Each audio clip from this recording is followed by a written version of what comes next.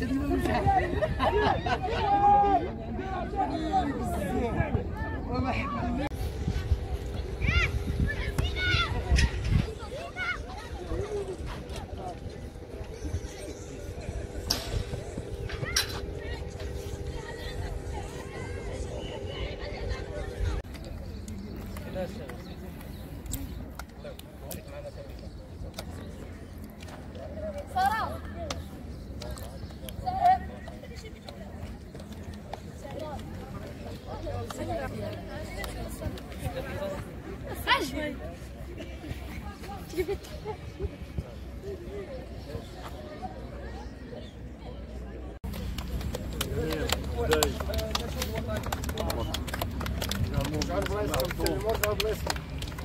رياضية روح رياضية.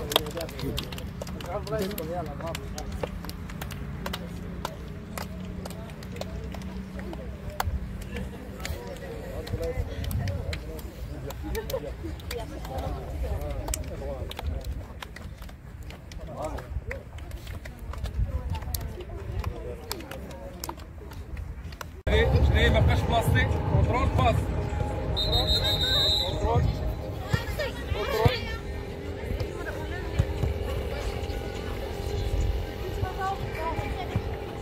دنيا لا ما تبقاش راجعه للورا دنيا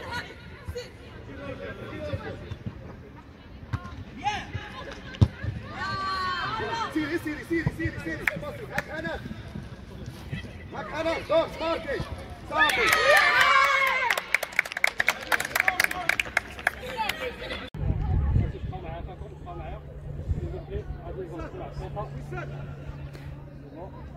جمال قرى مفتش مادة التربية البدنية والرياضية بالمديرية الإقليمية العيون. بالنسبة لهذه الصبيحة ديال 12 مارس 2023 هو موعد ديال إجراء التصفيات الأولى ديال المقابلات ديال البطولة الوطنية المدرسية إناث لكرة القدم واللي كتجرى بالمديرية ديال العيون تحت شعار التلميذ والتلميذ في صلب الرياضة المدرسية. كما كنعرفوا بأن الرياضة المدرسية هي مشتل أساسي بالنسبة الرياضة الوطنية. وهذا الصباح هذا غادا تكون 3 ديال المقابلات على اساس ان في المساء غادي يكونوا 3 ديال المقابلات، يعني 6 الفرق جايين من المملكه اللي مؤهلين على السن ديال U18. بسم الله الرحمن الرحيم. اسم باسور خليفه، مفتش التربيه البدنيه والرياضه المكلف بالانشطه الرياضيه في مدينه العيون ورئيس مركز الوفاق.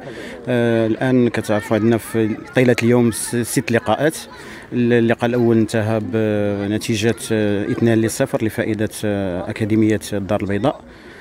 اليوم ان شاء الله كنتمناو ان يدوزوا اللقاءات 6 على احسن الظروف ودائما تحت شعار الرياضه المدرسيه في صلب الارتقاء بالرياضه المدرسيه الوطنيه.